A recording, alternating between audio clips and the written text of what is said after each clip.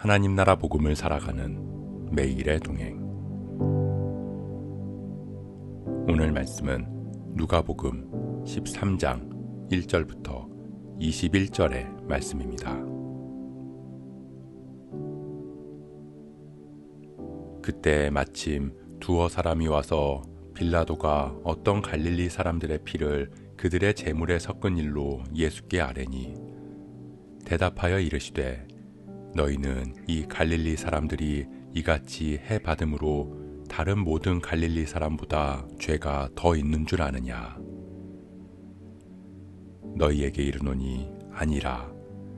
너희도 만일 회개하지 아니하면 다 이와 같이 망하리라. 또 실로암에서 망대가 무너져 치어 죽은 18사람이 예루살렘에 거한 다른 모든 사람보다 죄가 더 있는 줄 아느냐? 너희에게 이르노니 아니라.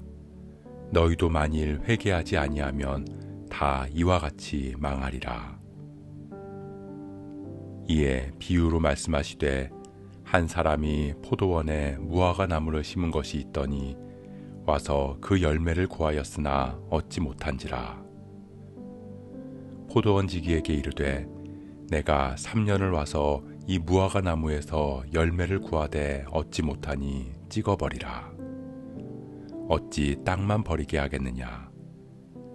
대답하여 이르되 주인이여, 금년에도 그대로 두소서. 내가 두루 파고 거름을 주리니 이후에 만일 열매가 열면 좋거니와 그렇지 않으면 찍어버리소서 하였다 하시니라. 예수께서 안식일에 한 회당에서 가르치실 때 18해 동안이나 귀신 들려 앓으며 꼬부라져 조금도 펴지 못하는 한 여자가 있더라. 예수께서 보시고 불러 이르시되 여자여, 네가 내 병에서 놓였다 하시고 안수하시니 여자가 곧 펴고 하나님께 영광을 돌리는지라. 회당장이 예수께서 안식일에 병 고치시는 것을 분내어 무리에게 이르되, 일할 날이 엿새가 있으니 그동안에 와서 고침을 받을 것이요 안식일에는 하지 말 것이니라 하거늘. 주께서 대답하여 이르시되, 외식하는 자들아, 너희가 각각 안식일에 자기의 소나 나귀를 외양간에서 풀어내어 이끌고 가서 물을 먹이지 아니하느냐? 그러면 18해 동안 사탄에게 매임바 된 이 아브라함의 딸을 안식일에 이 매임에서 푸는 것이 합당하지 아니하냐? 예수께서 이 말씀을 하심에 모든 반대하는 자들은 부끄러워하고 온 무리는 그가 하시는 모든 영광스러운 일을 기뻐하니라. 그러므로 예수께서 이르시되, 하나님의 나라가 무엇과 같을까? 내가 무엇으로 비교할까? 마치 사람이 자기 채소밭에 갖다 심은 겨자씨 하나 같으니 자라 나무가 되어 공중의 새들이 그 가지에 깃들였느니라. 또 이르시되, 내가 하나님의 나라를 무엇으로 비교할까? 마치 여자가 가루 서말 속에 갖다 넣어 전부 부풀게 한 누룩과 같으니라 하셨더라.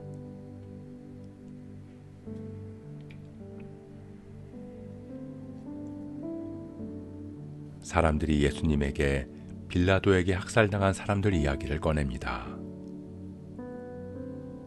아마 그 사건은 유대인들의 공분을 샀던 굉장한 이슈였을 것입니다.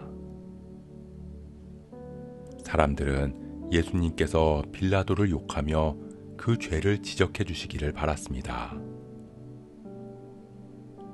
그러나 예수님은 동문서답같이 너희도 만일 회개하지 않으면 이와 같이 망할 것이라고 말씀하십니다. 그리고 이어서 실로암에서 망대가 무너져 치어 죽은 사건을 꺼내시면서 동일하게 회개에 대해 이야기하십니다. 그들은 이 두 가지 사건을 통해서 누가 잘했고 누가 잘못했는지 그 잘잘못을 따짐으로 그 책임을 물을 곳을 찾았습니다. 죄인을 규정해서 그를 정죄하고 욕하면서 나는 그렇지 않음을 드러내고자 했습니다. 그러나 주님은 오히려 그 모든 사건을 통해서 자신의 죄를 돌아보아야 한다고 말씀하십니다. 문제보다는 본질을 보라는 것입니다.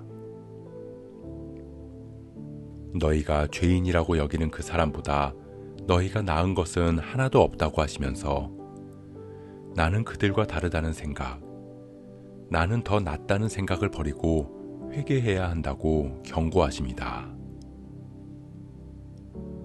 회개하고 삶을 돌이켜야 하나님의 심판을 피할 수 있기 때문입니다. 그럼에도 주님은 당장에 심판받아도 이상하지 않을 우리의 심판을 유보하십니다. 오래 참으심으로 회개해서 삶의 변화를 이루고 성령의 열매를 맺기까지 기다리십니다. 그것은 내가 잘해서가 아니라 주님의 선하심으로 인한 은혜입니다. 이어서 주님은 안식일에 회당에서 귀신 들려 앓고 있는 한 여자를 고치셨습니다. 이 여자가 예수님께 자신을 고쳐달라고 부탁한 게 아니라 예수님께서 먼저 보시고 부르셔서 그를 고쳐주셨습니다. 그러자 회당장이 안식일에 병 고치는 것을 보고 분을 내었습니다. 그가 분을 낸 이유는 예수님께서 율법을 어기고 안식일에 일을 했기 때문입니다. 병을 고치는 것을 일로 봤다는 것입니다. 예수님은 너희가 안식일에 자기 가축을 위해 끌고 가 물을 먹이지 않느냐고 하시면서 이 아브라함의 딸, 즉 하나님께서 당신의 자녀를 살리시는 것이 당연하지 않냐고 물으십니다. 생명을 살리는 안식일의 본질을 보지 못하고 현상만 바라보며 그것을 일로 규정해서 잘잘못을 따지는 것을 꾸짖으신 것입니다. 사랑하는 성도 여러분, 우리는 보여지고 나타나는 현상을 바라보며 너무나 쉽게 죄를 단정짓습니다. 심지어 하나님의 뜻까지도 스스로 판단합니다. 그러나 주님은 우리가 먼저 우리 마음속 깊은 곳을 들여다보아야 한다고 말씀하십니다. 그렇기에 우리는 우리 안의 죄를 바라보며 회개해야 하고 하나님의 뜻의 본질을 깨닫고 분별해야 합니다. 그렇게 우리 안에 작은 변화가 시작되고 성령의 열매가 맺히게 될 때 하나님 나라가 시작되고 하나님의 은혜와 사랑이 흘러 넘치게 될 것입니다. 우리가 현상보다 본질을 바라보기를 소원합니다. 다른 사람의 죄를 정죄하는 것이 아니라 우리의 죄를 먼저 깨닫고 회개함으로 주님께 더 가까이 나아갈 수 있는, 그래서 작은 우리의 변화로부터 하나님 나라가 전해지는 은혜가 있기를 주님의 이름으로 축복합니다.